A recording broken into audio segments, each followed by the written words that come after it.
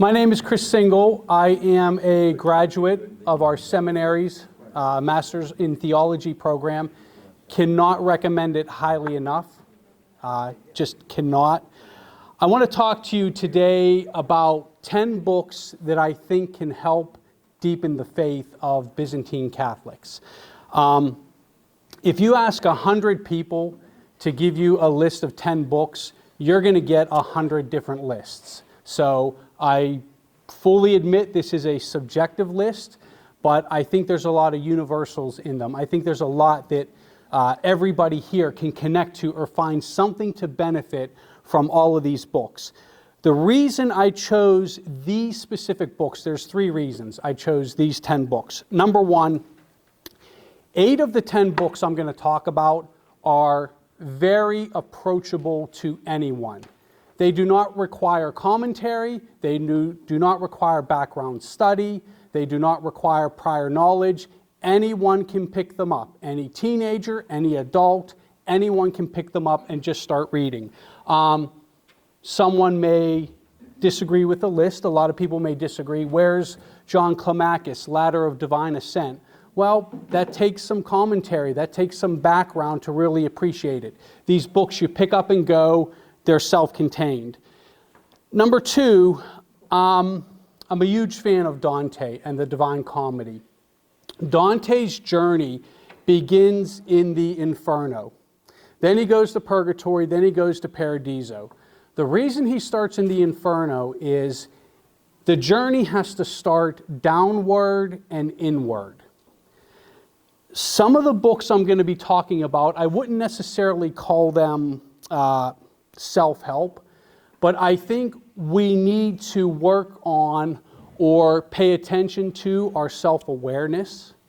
I think we're all pushing wheelbarrows of our own challenges, our own struggles, past, present, future. I think it really helps to look inward and look at some of those things so that we can make good use of prayer, good use of liturgy, good use of the church and everything that the church has to offer for us. Lastly, the age-old question, which books are the best books? The ones you actually read. The ones you use. If any of you come up here afterwards and browse my collection, you are going to find them earmarked, written in, circled, exclamation point, notes in the margins. I write in all of my books. I think those are the best books. So let's talk about 10 that I think can really help you. First one out of the gate, we're going to start with a layman, Michael Haldis. He is an author, he is a high school religious teacher, and he is a speaker.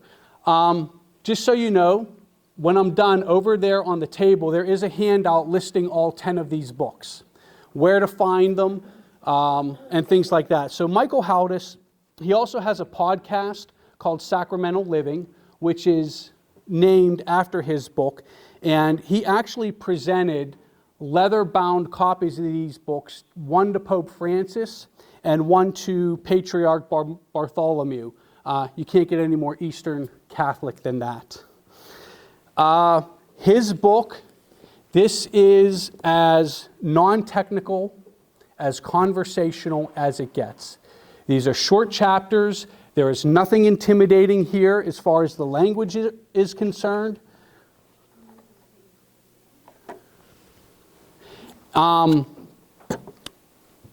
What his intention in this book here is to teach about Christianity in the context of real life.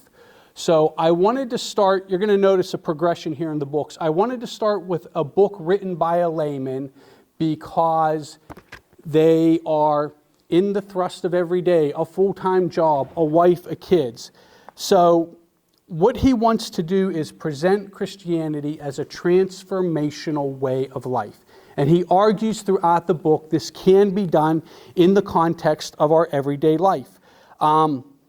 The other thing I really like about this book is he presents Christianity and he presents not being a Christian and lets you choose for yourself what you think is the better alternative for your life. So he's not forcing anything on you. He's presenting you two alternatives and saying, you choose on your own. I find that very appealing.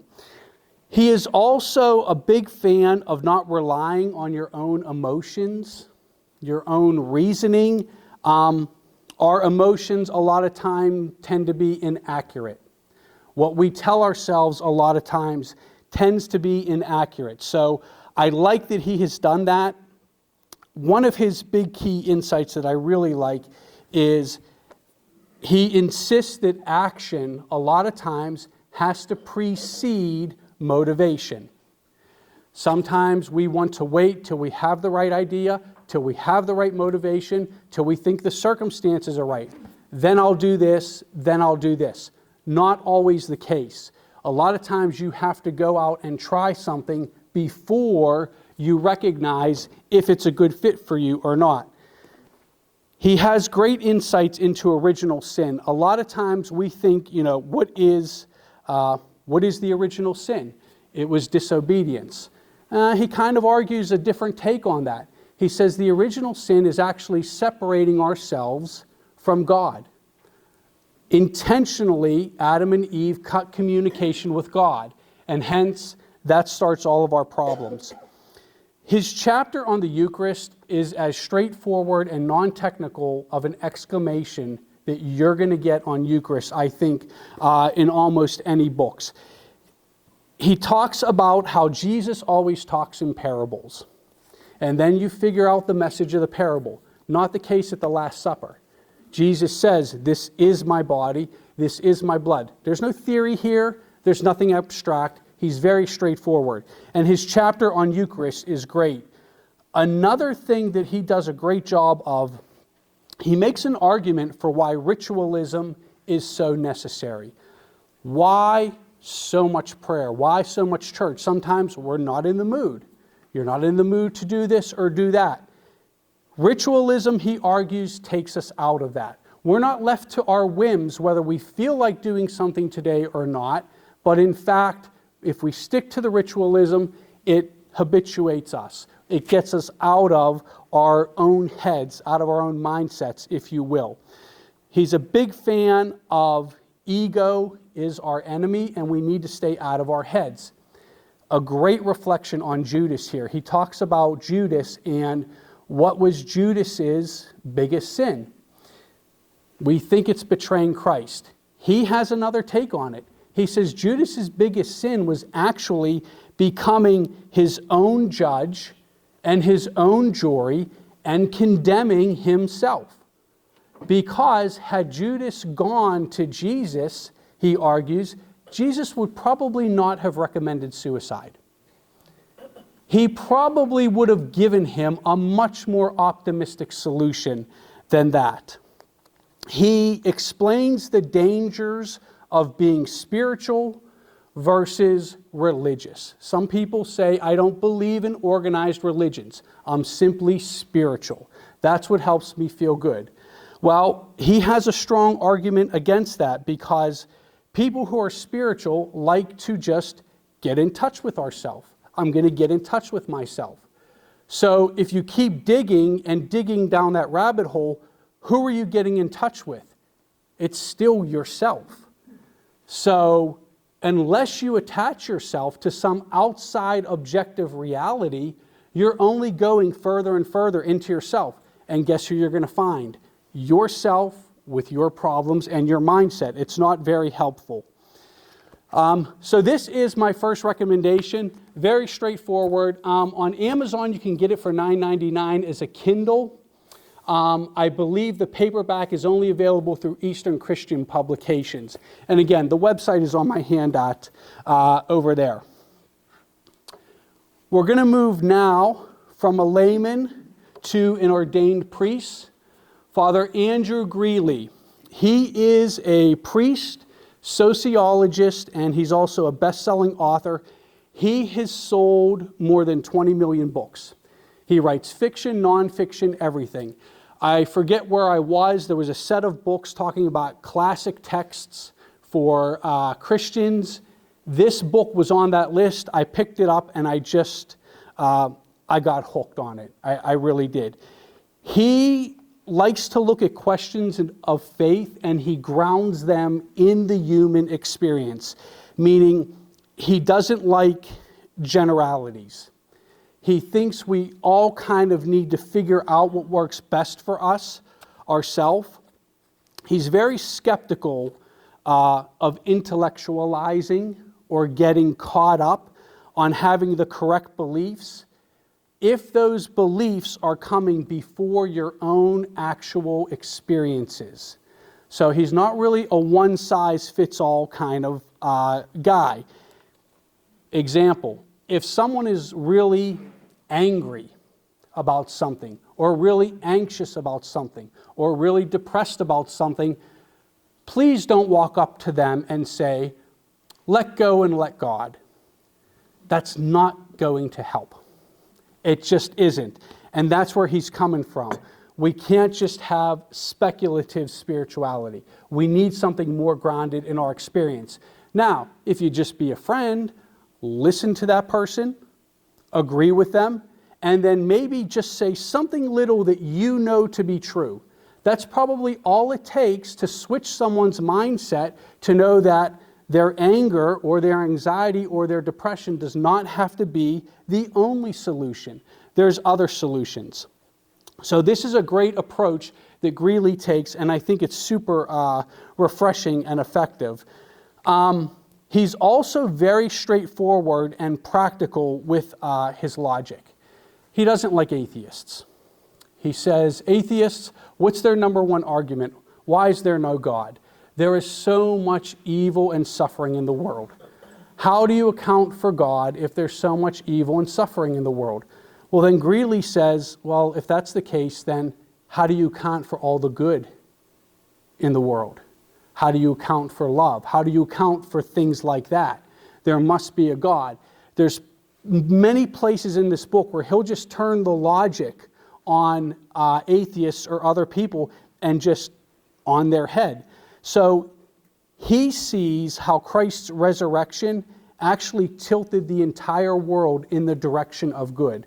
The world is not bad. Yes, there is bad, but it's not all bad. I want to read a couple sections from some of these books just to give you a taste of them. So the revelation of salvation in the cross and resurrection of Jesus paradoxically confirms the fundamental goodness of human nature. Sinfulness did its worst, and then God turned the tables and revealed that, despite its best efforts to be evil, humankind was still not fundamentally depraved. And he confirms our goodness. Flawed, sinful, twisted, broken, torn, fragmented we may be, but we are still fundamentally good. Despite our sinfulness, we have the capacity for salvation, and we can become free and reconciled. Our unity with Jesus means that we cannot become completely depraved. And if there is any capacity for good left in us, and then we are good. Therefore, here's the problem. We are always capable of becoming better. Greeley is one of the most optimistic Catholic priest writers you are going to find. That theme comes throughout and out again and again in the book. He will not accept that everything is a life sentence, that everything is the final answer. There are more alternatives, more positive alternatives. Chapter 11, if you have a millennial that annoys you, photocopy chapter 11 and give it to them. It is a wonderful, wonderful explanation of why life is not fair.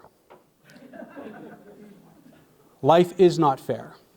And as Greeley points out, for any number of reasons that are completely out of your control, who you were born to, when you were born, the environment you were born into, nature, nurture, so much is out of your control. It's not fair. likewise, it's useless to try to compare yourself to others. Greeley ends the book by saying that the world he believes is good, not evil, purposeful, not random, loving instead of arbitrary, and he keeps coming back to these themes again and again and again. I could not help thinking of Greeley's optimism, if you will. I think it was a day and a half after the fire started at Notre Dame, and the firemen were finally able to get inside. And they snapped this picture, and I'm like, you gotta be kidding me. Is that not a signal? Is that not so obvious? And I think of that every time, or I think of Greeley, I should say, every time I see that book. So I want to read just one more section from here as a conclusion, because it's absolutely wonderful. Hence, one finally accepts or rejects the Christian theory of life only by a leap of faith. It might be very well and true, but on the other hand, it might not. The only way to achieve practical certainty is to try the theory on, to live it for a while, and see if the world experience from the perspective of such a commitment is a kind of world worth living in, worth hoping for, worth loving. The theory may still seem too good to be true, but as we live it, we may come to see its truth. That, if I were a tattoo guy, I'd get that tattooed on my body somewhere. That is so life-affirming. All right, next three books, we're going to spend a little bit of time, I don't want to say in the therapist's office, but we're going to reflect on ourselves. We need a couple books that just help us get out of our own way. And the reason I'm an advocate of these kind of books, whether people agree with them or not, I think we all have our wheelbarrows, we all have our baggage, and it can get in the way of our spirituality. It can hinder it. We cannot make as good a use of certain things if we don't take time to look at these things. So if you have not heard of him, I want you to meet the Franciscan priest, globally recognized speaker, and just a beautiful soul, Father Richard Rohr. Just Google him or go on to Amazon.com and read the reviews of his books, and you will see how wildly popular this guy is. I want to focus on two books of his. The first one is called Falling Upward. Again, probably one of the most inspirational books that I've ever picked up. The reason I like Richard Rohr is the same reason I like Father Greeley. These are Catholic priests. He is a Franciscan. So this is not just anybody giving us their interpretation or their understanding or their teachings. These are ordained clergy giving us these things. This is basically talking about spirituality in the second half of life. In a nutshell, the second half of our life can be much more rewarding if we unlearn what didn't work in the first half of our life. I love the two quotes that he opens the book with. No wise person ever wanted to be younger. I'm approaching middle age, so that's why this book really hit me. There are so many things I would not want to go back and do again. I don't know how much I want to go back to high school. I don't know how much I would want to have to get back into the dating crowd and things like that. Like, I'm looking forward to middle age, as weird as that sounds. I love this one even better. What is a normal goal to a younger person becomes a neurotic hindrance in old age. He is filled with beautiful wisdom and beautiful logic throughout. When we get frustrated, he points out, with the first half of our life, or mistakes we've made, or things that don't go right, we need to be reminded the first half of life is not meant to stand alone. It's supposed to be put next to the second half of life.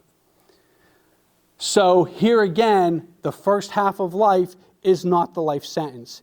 He makes the statement that we grow spiritually much more by doing it wrong than we do by doing things right. He really believes in failure as a good teacher. He also claims, which I like, if we stick with our first half of life mindset or first half of life spirituality, we're going to get caught up way too much on the thou shalt nots, on keeping the rules, or worried about breaking the rules. And Richard Rohr just disagrees with that. He says it beautifully here on page 3, right at the beginning. No pope, Bible quote, psychological technique, religious formula, book, or guru can do your journey for you. If you try to skip the first journey, you will never see its real necessity and also its limitations. You will never know why this first container must fail. The wonderful fullness of the second half of the journey and the relationship between the two. Such is the unreality of many people who, quote, never grow up or remain narcissistic into their old age. I'm afraid this is not a small number of people in our world today. He makes a good point. He talks a lot, again, about focusing too much on the rules. He's not a fan of that. He also says that we like easy answers. We tend to like easy, positive, feel-good answers, but when we look at the Gospels, Jesus did not seem to be a one-size-fits-all kind of guy. He addressed each person differently that came up to him and approached him. The theme of his book is really the great turnaround, that salvation is not sin perfectly avoided, but in fact, salvation is sin turned on its head and used in our favor. Now think about that, because that's powerful and that's freeing. If we stay in the first half of life legalistic mindset, all we do is focus on the sin, the guilt, and the anxiety. But if we eventually use sin or whatever to turn around as a growth point, as a learning mechanism, it's been of great use to us. I suddenly feel a little better about my sin if I grow from them, if I learn from them. I think this is a very encouraging teaching. I want to conclude on this book with reading two great passages from here, from Richard Rohr. And again, I'm all written up here.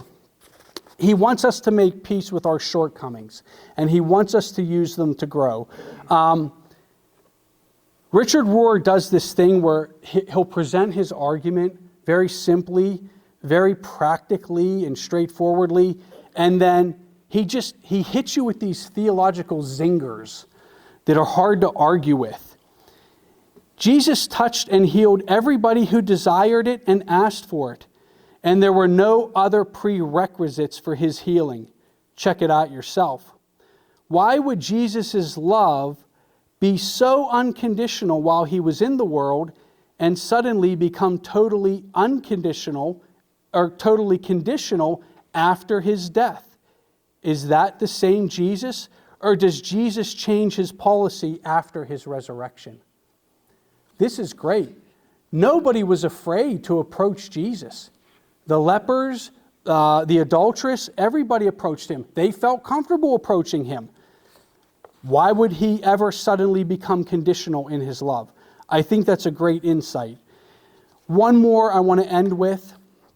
He says, once you have faced your own hidden and denied self, there is nothing more to be anxious about, because there is no fear of exposure to yourself or to others. The game is over. You are free. I find this to be one of the most encouraging books in the context of Catholic spirituality that I've come across. And so I enjoy Richard Rohr so much that he's on my list twice. The second book of his is Immortal Diamond. And I'm just going to briefly mention this, but this is basically a follow-up to Falling Upwards. He talks a lot about the true self and the false self. And what gets us into trouble in the first half of life is the false self. We're worried about the job, the ego, the status, all those things. When we lose the false self and learn to embrace the true self, that is where Richard Rohr feels we're free. We can then focus and give ourselves to prayer, to God, to things like that. This book is, just as the subtitle says, it is the search for our true self, and it is kind of a companion book. This book is an invitation, basically, to stop feeling like we don't have a choice to change ourselves. He says Jesus' resurrection was the ultimate refusal to identify with victimhood. That is beautiful. The crucifixion and the resurrection as the ultimate denial to associate with being a victim. He goes on to argue that we need to use practice-based spirituality, where the focus changes from us looking at God to us looking out from God. And I'm going to bring up a chart here in a second to show you exactly what I mean by that. But basically, he's proving the point that Haldis makes in his book. When we approach prayer in a healthy way, fasting, meditation, we realize that staying in our own heads leads to diminishing returns. How many times can you rehash your own thoughts and your own problems before you realize, yeah, diminishing returns? These practices create a space where we encounter the divine, we focus on God, and we get out of our egos and out of our emotions. God does, reality does. We don't control anything. Our emotions don't control anything. God does. Reality does. That's the space that holds these things. You can create a reference point that is both within you and utterly beyond you. And again, as I said before, why do we need to go beyond ourselves? Because if we're dependent on ourselves, we don't always do a good job. And to depend on ourselves more is just to depend on the thought processes or mindsets that weren't working to begin with. Why can we trust prayer? Why can we trust God? Why can we trust the Scriptures? Why can we trust the church? Here comes Richard Rohr again, another one of his zingers. Quote, "We may be unfaithful, but God is always faithful, for he cannot disown his own self." I love that, and I think it's beautiful. I want to end the book here with a quote of his.